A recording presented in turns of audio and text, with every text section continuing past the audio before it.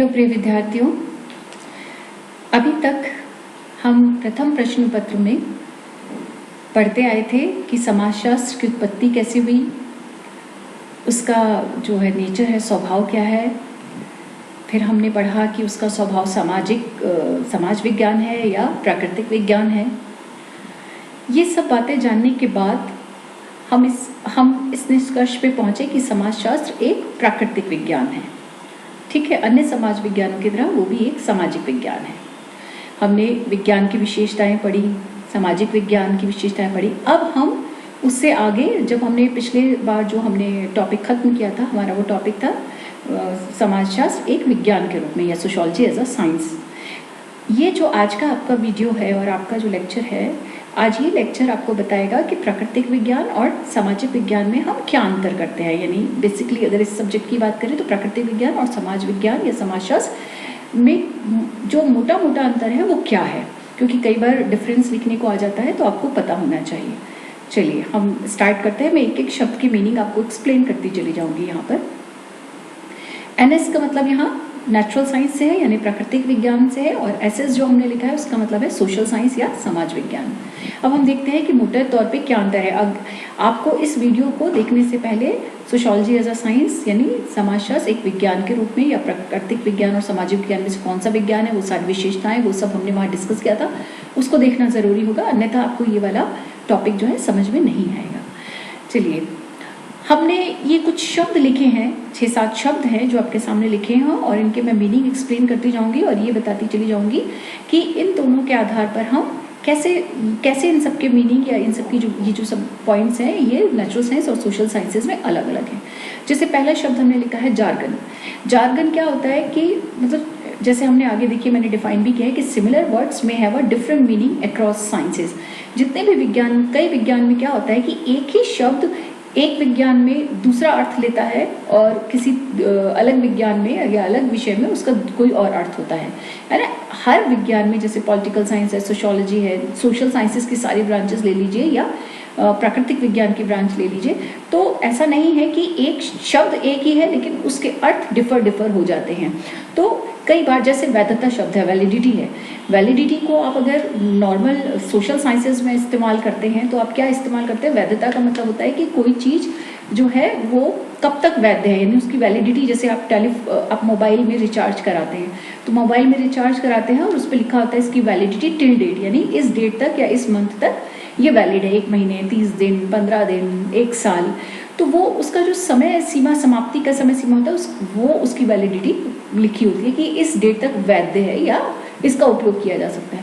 लेकिन जब हम नेचुरल साइंसेस की बात करते हैं तो यहाँ वैलिडिटी का मतलब होता है कि जो उपकरण या यंत्र या परीक्षण आपने जिस विशेषता का मापन करने के लिए बनाया है वो केवल उसी का मापन करें, तब हम कहते हैं कि दिस इज वैलिडिटी, ये वैधता है। हमने अपने पिछले लेक्चर में सोशियोलॉजी साइंस वाले लेक्चर में आपको क्लियर किया था। जैसे उदाहरण के लिए थर्मामीटर है, थर्मामीटर से आप क्या मेजर करते हैं, बॉडी का टेम्परेचर, ह्यूमन बॉडी टेम्परेचर को। उससे आप कुछ और मेजर नहीं कर सकते, उससे आप वायुदाब यानी एयर प्रेशर नहीं नाप कर सकते, उसको सिस्मोग्राफ की तरह यानी भूकंप मापी यंत्र के रूप में आप इस्तेमाल नहीं कर सकते, उससे आप हाइट नहीं नाप सकते, उससे लेंथ नहीं नाप सकते। तो हमने जो थर्मामीटर बनाया है वो थर्मामीटर का काम है ह्यूमन बॉडी का टेम्परेचर लेना, तो वो ह्यूमन बॉडी टेम्परेचर ही लेगा, उसके अलावा वो कुछ और मेजर नहीं करेगा। तब हम कहते हैं कि इसमें वैलिडिटी है, यानी वो जो यंत्र या उपकरण या परीक्षण है वो उसमें वैधता है। तो ये एक मैंने उदाहरण बताया, ऐसे बहुत सारे शब्द हैं जो नेचुरल साइंसेस में जिनका अलग मीनिंग डिपिक्ट होता है और सोशल साइंसेस में अलग। तो पहला डिफरेंसेस ये है। दूसरा, रिसर्चर इन्वॉल्वमेंट, हिंदी में हम इसको क्या बोलेंगे, रिसर्च इन्वॉल्वमेंट को अनुसंधानकर्ता की सहभागिता। आप प्राकृतिक विज्ञानों में देखें, यानी जो आपके बायोलॉजी, केमिस्ट्री, फिजिक्स, एस्ट्रोनॉमी, ये जो सब्जेक्ट्स हैं, प्राकृतिक विज्ञानों में जो रिसर्चर होता है, अनुसंधानकर्ता होता है, उसका इन्वॉल्वमेंट जो होता है कम से कम होता है, यानी उसके इन्वॉल्वमेंट की मतलब उसके प्रभाव, उसका इन्वॉल्वमेंट तो होता है, सॉरी, उसका प्रभाव जो होता है उसके प्रभाव को न्यूट्रलाइज कर लिया जाता है ना, उसका प्रभाव न्यूट्रल होता है, क्योंकि वो प्राकृतिक विज्ञान का अध्ययन कर, वो स्वयं कौन है, एक मनुष्य है ना, और जिस चीज की स्टडी कर रहा है वो क्या है, नेचुरल ऑब्जेक्ट है, प्राकृतिक मतलब प्रकृति में उपलब्ध वस्तु है। तो जब मनुष्य प्रकृति में उपलब्ध वस्तुओं का अध्ययन करता है तो उसके जो इमोशंस हैं, उसके जो इन्फ्लुएंसेस हैं, उसके विचार, उसके आइडियाज, उसके इमोशंस, उन सब का प्रभाव प्रकृति जो नेचुरल ऑब्जेक्ट्स है उनकी स्टडी करते समय नहीं पड़ता। वो जैसा होता है एज इट इज, वो उस नेचुरल प्रोडक्ट के बारे में लिख देता है या उसके बारे में स्टडी करता है, ठीक है। लेकिन सोशल साइंसेस में, जैसे इसमें आगे लिखा है कि जो प्राकृतिक विज्ञान, सामाजिक विज्ञान होते हैं, उसमें जो अनुसंधान करता होता है उसका जो प्रभाव होता है वो चाहे अनचाहे कहीं ना कहीं थोड़ा या ज़्यादा बढ़ जाता है। कैसे? क्योंकि मनुष्य है और मनुष्य का ही अध्ययन करता है। हम सोशल साइंसेस में क्या करते हैं, हमने पहले की स्लाइड्स में हम पढ़ चुके हैं, पहले की क्लासेस में, कि समाज जो प्राकृतिक विज्ञान है उनकी विषय वस्तु होती है प्रकृति में उपलब्ध वस्तुएं, ठीक है, हवा, पानी, जीव जंतु, पेड़ पौधे।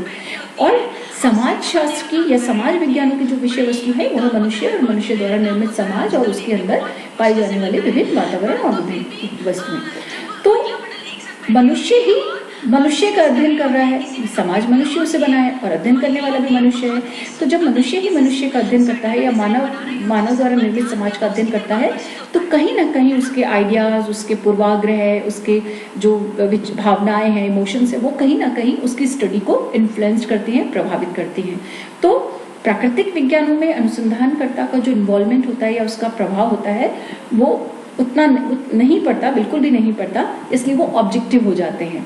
इसलिए हम कहते हैं ना कि साइंस की एक विशेषता है नेचुरल साइंस की, कि ऑब्जेक्टिव रह के अध्ययन करना, वस्तुपरक होकर अध्ययन करना, यानी अपने मूल्यों से, भावनाओं से, इमोशन से, पूर्वाग्रहों से, इन सब से पृथक होकर, न्यूट्रल होकर किसी चीज का अध्ययन करना जो है ऑब्जेक्टिविटी या साइंटिफिक वैल्यू कहलाता है। लेकिन सोशल साइंसेस में मनुष्य ही मनुष्य का अध्ययन करता है, इसलिए उसके जो इमोशंस, पूर्वाग्रह, उसके थॉट्स है, उनका प्रभाव न्यूट्रलाइज करना या कम करना या समाप्त करना थोड़ा सा मुश्किल हो जाता है। नेक्स्ट है आपका रिसर्च पैराडाइम। रिसर्च पैराडाइम क्या होता है, यानी शोध का जो उपागम है उसको हम कहते हैं। जो प्राकृतिक विज्ञान है, नेचुरल साइंसेस हैं, उसमें आपका जो उपागम होता है अध्ययन करने का, वो क्या होता है, प्रत्यक्षवादी उपागम। प्रत्यक्षवादी यानी जो एम्पिरिसिस्ट यानी अनुभविक आधार पर आप करते हो, साक्ष्य के आधार पर, प्रमाण के आधार पर। तो एम्पिरिसिज्म है, मतलब अनुभविक आधार पर है, प्रत्यक्षवादी है, उस उपागम का प्रयोग करते हैं, जिसकी चर्चा किसने की थी, सोशियोलॉजी के जनक अगस्त कोंत ने भी जिसकी चर्चा की थी। और सोशल साइंसेस में आप क्या करते हो, मल्टीपल पैराडाइम है, वहां पर प्रत्यक्षवादी भी इस्तेमाल करते हो, उत्तर प्रत्यक्षवादी भी इस्तेमाल करते हैं हम, क्रिटिकल फेमिनिस्ट भी होता है ना, आलोचक भी होता है, संरचनावादी भी होता है। तो बहुत सारे पैराडाइम उपागम है जिनके माध्यम से हम जो है रिसर्च करते हैं। केवल प्रत्यक्षवादी नहीं होता, बहुत सारे और भी मेथड होते हैं, अनुभविक के अलावा भी गैर अनुभविक भी होते हैं जिनके साक्ष्य नहीं है हमने, कुछ काल्पनिक भी होते हैं, कुछ इंटरेक्शन अंतःक्रिया आधारित भी होते हैं। तो बहुत सारे ऐसे उपागम होते हैं, यानी मल्टीपल उपागम का हम प्रयोग करते हैं यहाँ पर। नेक्स्ट अंतर है ऑन्टोलॉजी। ऑन्टोलॉजी क्या होता है, यानी नेचर ऑफ रियलिटी। ऑन्टोलॉजी में आता है रियलिटी, यानी यथार्थ की प्रकृति कैसी है। तो यथार्थ यानी जो घटना है, तो घटना की प्रकृति भी दोनों में देखे जाए तो ऑन्टोलॉजी के आधार पर भी दोनों विज्ञान अलग अलग होते हैं। जैसे ऑन्टोलॉजी के आधार पर भी दोनों विज्ञान अलग अलग होते हैं। जैसे प्राकृतिक विज्ञान की जो प्रकृति का जो यथार्थ है, उसमें आप किसका अध्ययन करते हैं, प्रकृति में उपलब्ध वस्तुओं का, ठीक है। और जो समाज विज्ञान या समाज शास्त्र है, उसमें आप किसका अध्ययन करते हैं, उसकी रियलिटी या उसका यथार्थ क्या है, मानव द्वारा निर्मित। तो नेचुरल साइंस में प्रकृति द्वारा निर्मित है, यथार्थ है, जो प्रघटना है वो प्रकृति द्वारा निर्मित है। और समाज विज्ञानों का जो रियलिटी है या यथार्थ है जिसकी आप अध्ययन करते हैं, वो क्या है, मनुष्य द्वारा निर्मित है, समाज द्वारा निर्मित है। एपिस्टेमोलॉजी क्या होती है, नेचर ऑफ नॉलेज, ज्ञान की प्रकृति कैसी है। तो दोनों में ज्ञान की प्रकृति कैसी होगी, दोनों की जो एपिस्टेमोलॉजी है यानी जो ज्ञान की प्रकृति है वो अलग अलग है। दोनों का ज्ञान कैसा है, एक स्थिर है, स्थायी है, और एक परिवर्तनशील है। नेचर ऑफ, आप ये देखिए कि जो एपिस्टेमोलॉजी यानी जो ज्ञान की प्रकृति है वो दोनों ही विषयों में, प्राकृतिक साइंस, प्राकृतिक विज्ञान और नेचुरल समाज विज्ञानों में अलग अलग है ना। एक का ज्ञान जो है अपने प्राकृतिक विज्ञानों में देखिए बहुत सारी थ्योरीज ऐसी हैं, ऐसा नहीं है कि वहाँ परिवर्तन नहीं होता, वहाँ भी परिवर्तन होता है। जब नए आविष्कार होते हैं, नए इनोवेशन होते हैं, तब पुरानी जो थ्योरीज बनी है प्राकृतिक विज्ञान में उनका भी मॉडिफिकेशन होता है, लेकिन बहुत कम ऐसा हुआ है। ऐसा अभी तक बहुत सारे ऐसे रिसर्चेज हैं, जैसे आप बहुत सारे सिद्धांत देख लीजिए, आर्किमिडीज का सिद्धांत है ना, या डार्विन की थ्योरी है, और जितने भी आप देखते हैं वो जो बहुत पहले से चले आ रहे हैं, बहुत सारे सिद्धांत आज तक वैसे के वैसे ही बने हुए हैं, स्थायी हैं। तो उनका जो ज्ञान होता है, चूंकि वो अनुभविक एम्पिरिसिज्म पे आधारित होता है, अनुभविक तथ्यों पर आधारित होता है ना, तो परीक्षण योग्य होता है, टेस्टेबल होता है, इसलिए वो बहुत समय तक स्थायी बना रहता है। लेकिन सोशल साइंसेस के जो ज्ञान की प्रकृति होती है वो कैसी होती है? परिवर्तनशील होती है। क्यों होती है परिवर्तनशील? क्योंकि हम यहाँ पर मनुष्य का अध्ययन करते हैं, मनुष्य द्वारा निर्मित समाज, मानव व्यवहार, मानव संबंध, अंतःक्रिया, ये सब चीजें परिवर्तनशील हैं। और जो भी परिवर्तनशील होता है नेचुरली उसके बारे में समय के साथ साथ, समाज के साथ साथ, जैसे जैसे समय और समाज का परिप्रेक्ष्य बदलता चला जाता है, स्थान बदलता चला जाता है, जनरेशन टू जनरेशन चेंजेस आते चले जाते हैं, तो वो जो उसका ज्ञान या उसका सिद्धांत है वो समय और स्थान और संस्कृति के हिसाब से बदलते रहते हैं, उनमें परिमार्जन और संशोधन जल्दी जल्दी होता है। नेक्स्ट है मेथोडोलॉजी। मेथोडोलॉजी के आधार पर भी अंतर है। क्या अंतर है? पद्धति शास्त्र का अंतर। पहली वाली जो यानी प्राकृतिक विज्ञान जो है उसमें हमने पढ़ा था कि जो साइंटिफिक मेथड है उसका इस्तेमाल करते हैं, और साइंस की जितनी भी विशेषताएं हमने पढ़ी थी, objectivity, ethical neutrality, comparison, experiment, prediction, भविष्यवाणी, ये सारी विशेषताएं प्राकृतिक विज्ञानों में हूबहू पाई जाती हैं। इसलिए हमने कहा कि वो प्योर साइंस है, शुद्ध विज्ञान है, ठीक है। और इसलिए उसकी जो मेथोडोलॉजी है वो कैसी है? वैज्ञानिक पद्धति है, क्योंकि विज्ञान की समस्त विशेषताओं को वो रिप्रेजेंट करता है, शामिल करता है। लेकिन जो सोशल साइंसेज हैं यानी प्राकृतिक विज्ञान है वो गैर वैज्ञानिक है। पूरी तरह से तो हम उसे नॉन साइंटिफिक नहीं कह सकते, लेकिन ऐसा कहा जाता है कि गैर वैज्ञानिक है, क्योंकि उसमें विज्ञान की बहुत सारी विशेषताओं को हम हूबहू रूप में सम्मिलित नहीं कर सकते। फिर उसके पीछे सेम लॉजिक जो हमने पहले दिया कि जो विशेषताएं हैं वो साइंस की, वो यहाँ इसलिए एप्लीकेबल नहीं होती क्योंकि हमारे जो विषय सामग्री है, हमारी जो विषय वस्तु है वो कैसी है? परिवर्तनशील है, स्थायी नहीं है, स्टैटिक नहीं है। और जो चीज स्थायी नहीं होती उसकी भविष्यवाणी करना संभव नहीं है, और जिसका अध्ययन मनुष्य करता है उसमें वस्तुपरकता संभव नहीं है या कम संभव है। तो ये सारी चीजें हम यहाँ पर देखते हैं, ठीक है। अब नेक्स्ट है रिसर्च आउटकम। जो रिजल्ट आता है हमारे सामने, जो परिणाम हमारे सामने आते हैं, उसकी दृष्टि से भी हम देखें तो दोनों के परिणाम अलग अलग होते हैं। जैसे हमने लिखा है एक का hard data versus soft data. Hard data मतलब एक बार जो परिणाम आ गए उनको आप कितनी भी बार साबित कर सकते हैं, वेरीफाई कर सकते हैं, उनमें रिलायबिलिटी होती है। आपने साइंस की एक विशेषता पढ़ी थी, साइंस विज्ञान की एक विशेषता थी रिलायबिलिटी, विश्वसनीयता। तो उसकी जो परिणाम है, जो परिणाम आते हैं उस नेचुरल साइंसेस में, वो कैसे होते हैं? रिलायबल होते हैं, है ना, स्थायी होते हैं। आप उसको कहीं भी कितनी बार भी वेरीफाई कर लीजिए, चेक रीचेक कर लीजिए, लगभग सेम परिणाम आते हैं। लेकिन जो सोशल साइंसेस हैं, प्राकृतिक विज्ञान में है, वहाँ पर जब आप रिसर्च करते हैं और उसके जो परिणाम आते हैं वो वेरी कर जाते हैं, society to society, culture to culture, है ना, वो अंतर करता जाता है। एक ही सोसाइटी में अलग अलग समय में अलग अलग हो जाता है, एक ही सोसाइटी में अलग अलग प्लेसेस पे अलग अलग उसके रिजल्ट आ सकते हैं, तो वो वेरी कर जाते हैं। इसलिए उसको सॉफ्ट डेटा और उसको हार्ड डेटा हम कहते हैं। तो ये मेजर अंतर हैं जो प्राकृतिक विज्ञान और समाज विज्ञानों में आ जाते हैं। अब सवाल उठता है कि इन दोनों के बीच डिबेट क्या है, विवाद क्या है, ठीक है। देखिए, नेचुरल साइंसेस जो है, जैसे हम अभी तक बार बार पढ़ते आए हैं, वही लगभग एक रिपीटिशन है यहाँ पर, कि जो प्राकृतिक विज्ञान है, प्राकृतिक विज्ञान समझ में आ रहा है ना, प्राकृतिक विज्ञान, बायोलॉजी, केमिस्ट्री, फिजिक्स। जो प्राकृतिक विज्ञान है वो किस चीज की स्टडी करता है? प्रकृति और पर्यावरण की, यानी जो प्रकृति द्वारा निर्मित वातावरण है हमारे आसपास, मनुष्य के आसपास, उसकी स्टडी करता है। और दूसरी तरफ देखिए सोशल साइंस यानी समाज विज्ञान क्या करता है? समाज विज्ञान मानव द्वारा निर्मित वातावरण की या ह्यूमन बिहेवियर की और उन गतिविधियों का अध्ययन करता है। फिर सेकेंड पॉइंट, प्रकृति क्या है? लगभग स्टैटिक है। आपने देखा 4 मौसम है तो 4 ही मौसम है। ये बात अलग है कि कभी कोई मौसम कम या ज़्यादा समय तक चल सकता है, लेकिन 4 जलवायु है, प्रकृति के मौसम है, वो सब निर्धारित है पहले से। हवा है, पानी है, कितने केमिकल्स हैं, हवा किन किन चीज़ों से मिलकर बनी, ये सब निर्धारित है, स्थायी है। तो इसका जो सब्जेक्ट मैटर होता है जिसकी आप स्टडी करते हो, पशु जीव जगत की, जीव जंतुओं की, पेड़ पौधों की, अपने वातावरण में उपस्थित चीज़ों की, वो स्टैटिक है, स्थिर है, स्थायी है, ठीक है। लेकिन सोशल साइंसेस की जो सब्जेक्ट मैटर है या विषय वस्तु है वो क्या है, डायनामिक है, गतिशील है, परिवर्तनशील है, उसमें बहुत जल्दी जल्दी परिवर्तन हो जाता है।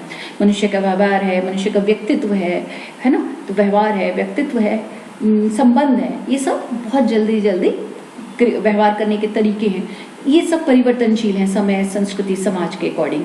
तो इसकी जो विषय वस्तु है वो परिवर्तनशील है।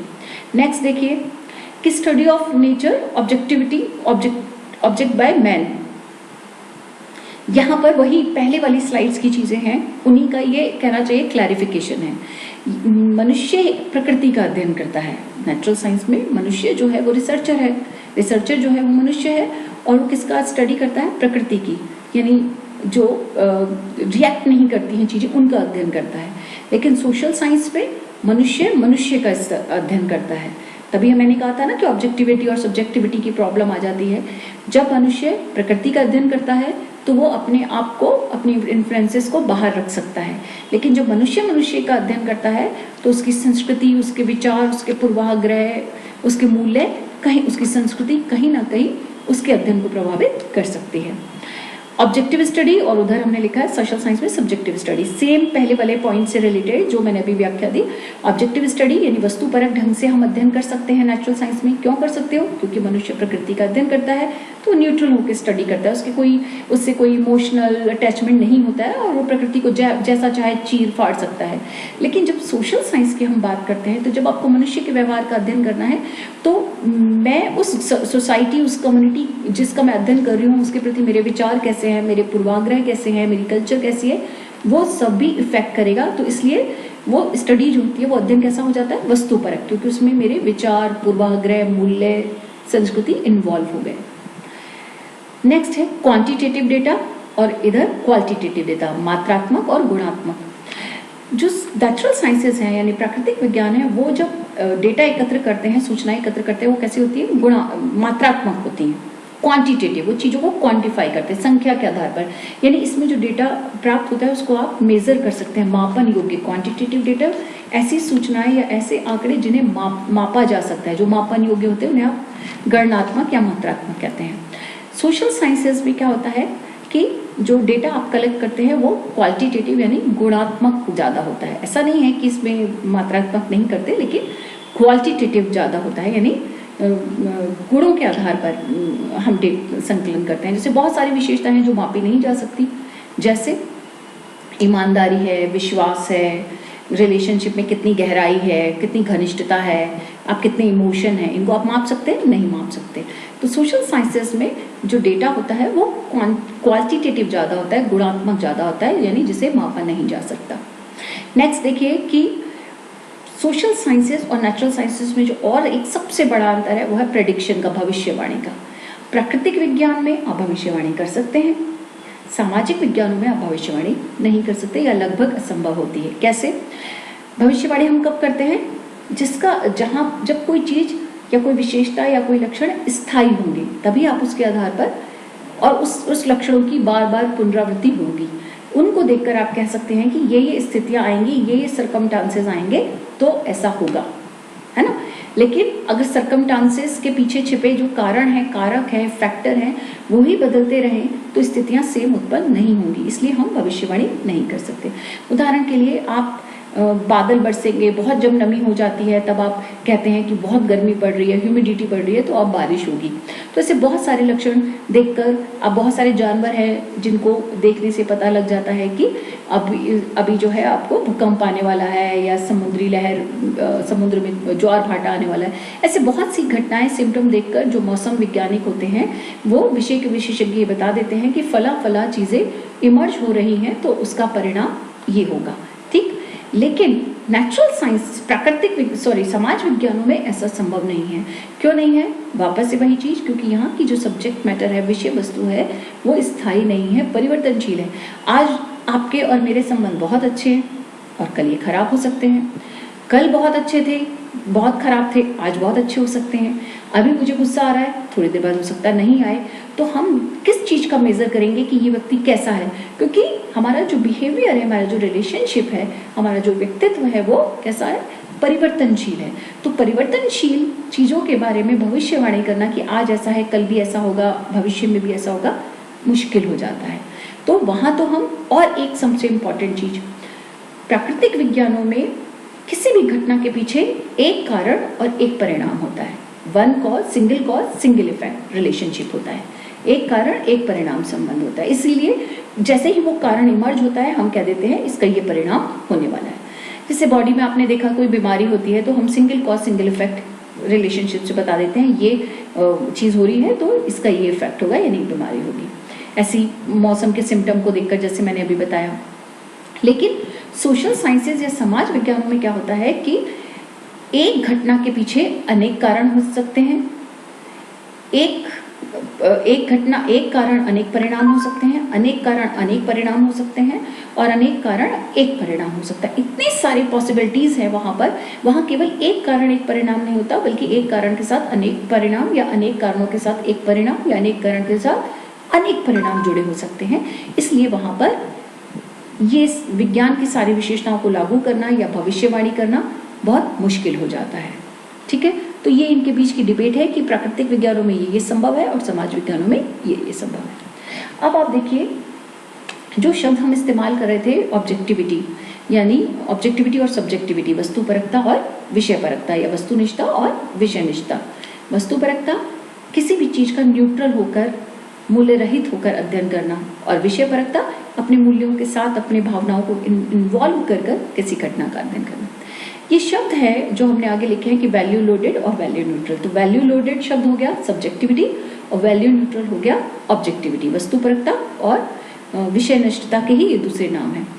मैक्स वेबर ने इनको इस्तेमाल किया। उन्होंने कहा ठीक है, सोशल साइंसेज में हम, जो समाज विज्ञान है उसमें हम वस्तुपरक तो नहीं हो सकते पूरी तरह, लेकिन उसके लिए हम क्या कर सकते हैं कि एक ही समय में हम किसी चीज की स्टडी कर रहे हैं, तो जब हम किसी घटना का, यानी रिसर्च करने के लिए जब आप किसी प्रघटना का, सामाजिक प्रघटना का सिलेक्शन करते हैं, चुनाव करते हैं, तो घटना का, अध्ययन की जाने वाली घटना का चुनाव करते समय तो आप वैल्यू लोडेड हो सकते हो, यानी सब्जेक्टिव हो सकते हो। अपने मूल्यों को, भावनाओं को, इमोशन को, अपनी लाइकिंग डिसलाइकिंग को इन्वॉल्व कर सकते हो। समझ में आ रहा है? कहने का मतलब ये है कि जब आपको विषय चुनना है कि मुझे, जब हम रिसर्च करने के लिए, जब आप रिसर्च करते हो तो विषय चुनते हो ना कि मुझे इस विषय पे काम करना है, तो जब आप विषय चुनते हैं तो विषय का चुनाव करते समय तो आप वैल्यू लोडेड यानी सब्जेक्टिव हो सकते हैं, विषय परक हो सकते हैं। अपनी इच्छाओं को, लाइकिंग को, डिसलाइकिंग को, इमोशंस को, भावनाओं को उसमें इन्वॉल्व कर सकते हैं। अपनी भावनाओं, अपनी रुचि के हिसाब से आप विषय चुन सकते हैं। तब तक तो कोई इम्पैक्ट नहीं पड़ेगा आपकी सब्जेक्टिविटी का रिसर्च पर। लेकिन जब आप उस प्रघटना पे शोध करें, उसका अध्ययन करें, तब आपको वैल्यू न्यूट्रल हो जाना चाहिए, यानी आपको मूल्य तटस्थ हो जाना चाहिए। अब जब आप उसकी स्टडी करें तो वो वैल्यू न्यूट्रल, यानी अपनी भावनाओं, इमोशंस, पूर्वाग्रह, थॉट, लाइकिंग, डिसलाइकिंग, इन सब से पृथक होकर आप अध्ययन करें। समझ में आ रहा है? मैक्स वेबर ये कहते हैं कि ये पॉसिबल है। जो ऑब्जेक्टिविटी की चुनौती मिलती है कि हम ऑब्जेक्टिव नहीं रह सकते, इसलिए हम साइंटिफिक तरीके से, सोशल साइंस वाले जो हैं साइंटिफिक तरीके से रिसर्च नहीं कर सकते, तो उसका उत्तर देते हुए मैक्स वेबर कहते हैं कि जब आपको विषय चुनना है रिसर्च करने के लिए, तब तो आप वैल्यू लोडेड हो जाओ, यानी विषय परक हो जाओ। आप अपने लाइकिंग, डिसलाइकिंग, पूर्वाग्रह, इमोशंस, अपने इंटरेस्ट को इम्पोर्टेंस दे सकते हैं। लेकिन जब आप उस चुने हुए फिनोमेना की या प्रघटना की या टॉपिक की स्टडी करें, रिसर्च करें उस पर, तब आपको क्या हो जाना चाहिए? वैल्यू न्यूट्रल होना चाहिए। तब अपने इमोशंस, अपने पूर्वाग्रह को पृथक कर देना चाहिए, तटस्थ हो जाना चाहिए। तो इस समस्या का हल हो सकता है और जो वो डिबेट है वो समाप्त हो सकती है। नेक्स्ट एक और थिंकर हुए हैं अल्फ्रेड शुट्ज, आपने नाम नहीं सुना होगा शायद, ये जब हम एमए में आगे एक पेपर लेते हैं पर्सपेक्टिव थिंकर वाला तब हम इसको पढ़ते हैं। तो अल्फ्रेड शुट्ज, उन्होंने भी एक शब्द दिया इंटरसब्जेक्टिविटी। उन्होंने कहा कि ये जो ऑब्जेक्टिविटी की डिबेट है कि जो सोशल साइंसेस वाले होते हैं वो ऑब्जेक्टिव यानी वस्तुपरक नहीं हो सकते, इसलिए वो उनका जो अध्ययन है वो वैज्ञानिक नहीं होता। तो उसका उन्होंने कहा कि उन्होंने शब्द दिया कि हमें ऑब्जेक्टिविटी की जगह शब्द इस्तेमाल करना चाहिए इंटरसब्जेक्टिविटी, यानी अंतः विषय परकता। वो ये कहते हैं कि प्राकृतिक विज्ञानों के जो सारे विषय होते हैं जैसे फिजिक्स, बायोलॉजी, बॉटनी, केमिस्ट्री, ये सारे विषय आपस में उस तरह से अंतर संबंधित नहीं है जैसे कि सोशल साइंस के सभी विषय हैं। अगर आप फिजिक्स की स्टडी करने हैं तो जरूरी नहीं है कि आप दूसरे सब्जेक्ट्स की भी स्टडी करें, बॉटनी, केमिस्ट्री, बायो, और लेकिन सोशल साइंसेस में जितने भी विषय होते हैं, history, geography, political science, philosophy, public ad, ये सब आपस में कैसे हैं, इंटर रिलेटेड है, अंतर संबंधित है। फॉर एग्जाम्पल, जैसे आपको समाजशास्त्र की स्टडी करनी है तो समाज बना है मनुष्य से, तो आपको एंथ्रोपोलॉजी की स्टडी भी करनी पड़ेगी क्योंकि एंथ्रोपोलॉजी मानव की स्टडी करता है, साइकोलॉजी मानव की स्टडी करता है, तो आपको मनोविज्ञान का अध्ययन भी करना पड़ेगा। एंथ्रोपोलॉजी मनुष्य की उत्पत्ति के बारे में बताता है तो आपको एंथ्रोपोलॉजी पढ़ना पड़ेगा। इतिहास मानव समाज और मनुष्य का और हमारे यहाँ जितने भी सोशल सिस्टम, सोशल स्ट्रक्चर है, उनका इतिहास या उनका अतीत क्या था, तो आपको इतिहास का भी अध्ययन करना पड़ेगा। आपको समाज के भौगोलिक वातावरण का भी अध्ययन करना पड़ेगा तो आपको ज्योग्राफी भी स्टडी करनी पड़ेगी। आपको पॉलिटिकल साइंस, उसका पॉलिटिकल सिस्टम है जो कि समाज के अंदर ही एग्जिस्ट करता है, उसका भी अध्ययन करना पड़ेगा। यानी आपको हर एक विषय जो मानव से और मनुष्य समाज से जुड़ा है उन सबको अध्ययन करना पड़ेगा एक विषय को समझने के लिए।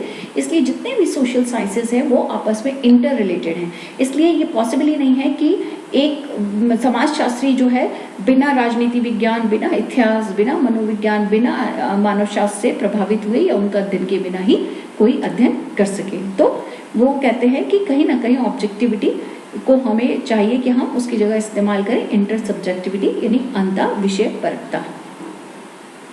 चीज समझ में आ रही है? तो बच्चों, ये बेसिक जो आपका टॉपिक था कि प्राकृतिक विज्ञान और समाज विज्ञानों में क्या अंतर है, और जो हमारे यहाँ समस्या आती है, चुनौती आती है कि हम ऑब्जेक्टिव नहीं रह सकते, वो विषय परक हो जाते हैं, वस्तु परक नहीं रह पाते, और उसके कारण जो हमारा समाज विज्ञानों का जो साइंटिफिक कैरेक्टर है, वैज्ञानिक दृष्टिकोण है, वो प्रभावित होता है। उस चुनौती का उत्तर इस तरह से अल्फ्रेड शुट्ज और मैक्स वेबर देने की कोशिश करते हैं। ठीक है बच्चों, मुझे लगता है कि टॉपिक समझ में आ गया होगा, और कोई डाउट हो तो आप मुझसे चैट बॉक्स में पूछ सकते हैं। थैंक यू बच्चों।